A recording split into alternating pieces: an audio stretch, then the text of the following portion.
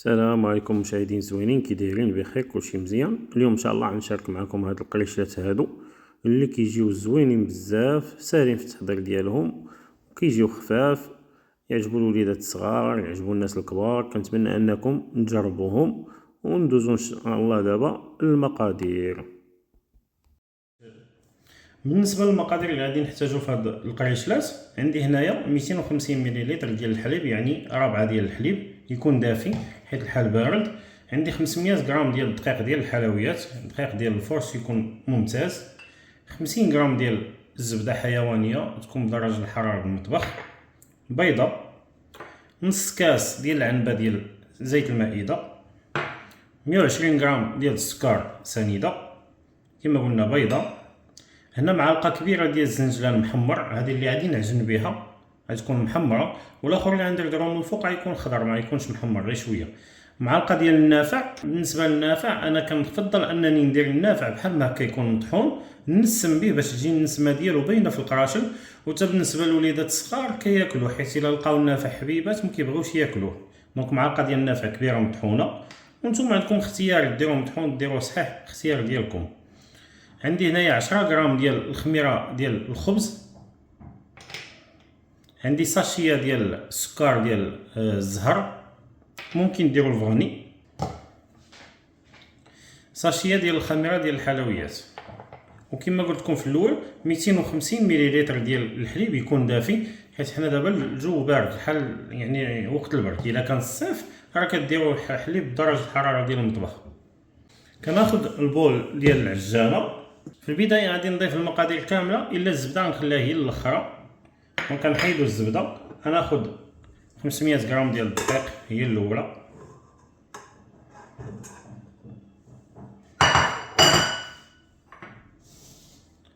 بيضه.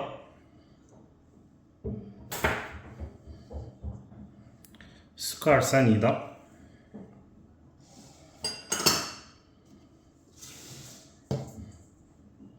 خميره ديال الحلويات.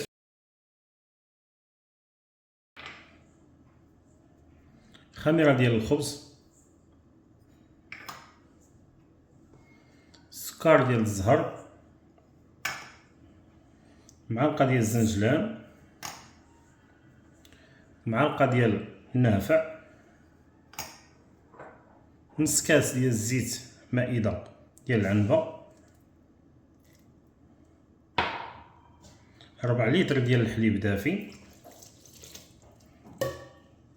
غادي نديرو دابا كلشي يتعجن المده ديال 12 دقيقه وغادي نرجع معكم.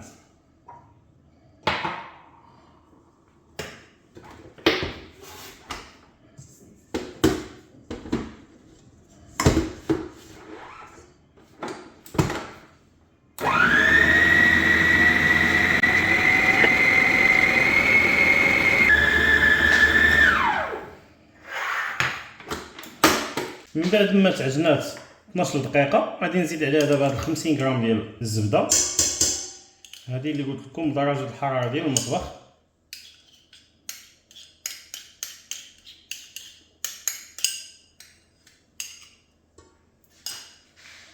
صافي. وغادي نزيد نعجنها دابا ان شاء الله واحد 2 حتى 3 دقائق باش تخلط ليا الزبده معاها مزيان.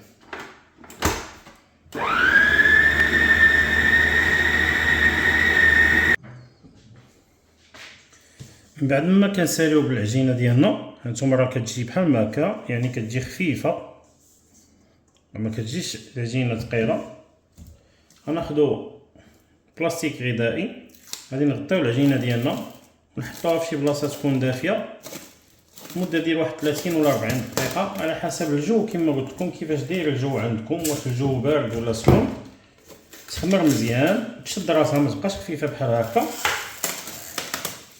وديك الساعات ندوز ان شاء الله معكم باش نكملوا الطريقه ديال التحضير ديال هاد القريجلات. هنايا من بعد ما العجينه ديالنا ارتاحت 30 دقيقه كتشوفوها كما هكا، كنخويوها فوق من سطح العامل، كنديروا لها شويه ديال الدقيق حتى ما كتبقاش كتلصق بحال هكا. صافي. ودابا غادي ندوزو باش نشكلوها كويرات ونقرصوهم شويه باش ندخلوها ان شاء الله، نخليوها عاوتاني تخمر وندخلوها طيب. بسم الله.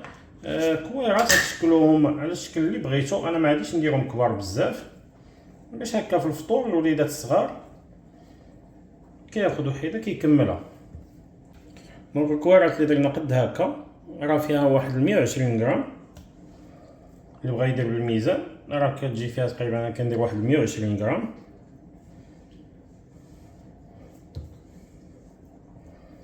صافي اللاطه ديالنا هي هذه،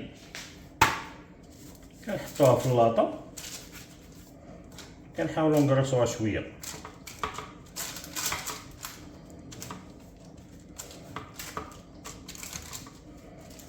بهذا الشكل هذا غنكمل ان شاء الله بالتكراس ديالهم ونرجع معكم. وكي كتشوفوا القريشات ديالنا هما خمروا دابا. دونك عندي هنايا واحد البيضه زدت عليها معلقه ديال الحليب كبيره، زدت عليها شويه ديال الفاني ولا شويه ديال القهوه سريع الذوبان اللي عندكم غتستعملوه. انا عندي الفاني ليكيد درتو. غادي ندهنوا القريشات ديالنا مزيان من الفوق.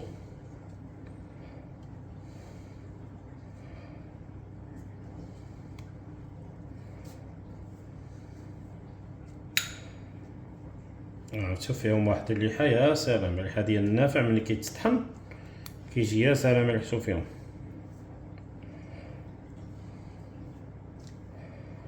الفران ديالنا غادي نسخنوه على 170 درجه، غندخلوهم ونقابلوهم ان شاء الله حتى يطيبوا. الفران ديال الضو راه مشعول من الفوق ومن التحت. الفران ديالنا راه مشعول على 170 درجه ديال الحراره، غنخليوه حتى يسخن مزيان على 170. الفران ديال الضو كنشعلوه من الفوق ومن التحت. الفران ديال الغاز كنشعلوه غير من التحت وكنطيبوه من الفوق حتى كيطيبوا، عاد كنهبطوهم يتحمروا شويه ولا نشعلو عليهم من الفوق بحال بحال.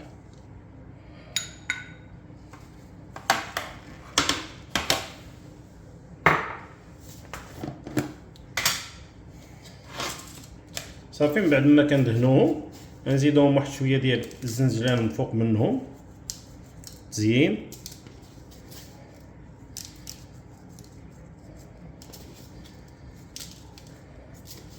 الزنجلان اللي لداخل راه محمر، الزنجلان اللي درنا من برا خضر ما محمرش حيت مازال غادي يطيب في الفران.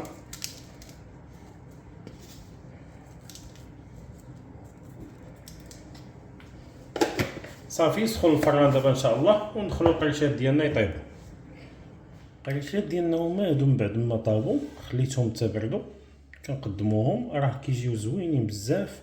القوام ديالهم راه اسفنجي ديال بصح صراحه الله خفافين. هانتوما شوف كي كيجيو من الداخل كيجيو خفاف بزاف، كيجيو روعه صراحه الله.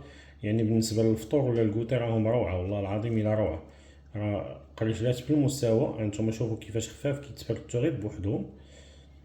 كنتمنى ان هذه الوصفه هذه تعجبكم. راه وصفه سهله بزاف ومفيده للوليدات بالصباح بالنسبه للفطور. يعني حسن ما ياكلوا ديك الخبز ديال البرا ولا هذا، راه هادشي هذا ديال الدار حسن لهم. ونتمنى هذه الوصفه هذه تكون عجبتكم. نتلاقاو ان شاء الله في فيديو جديد.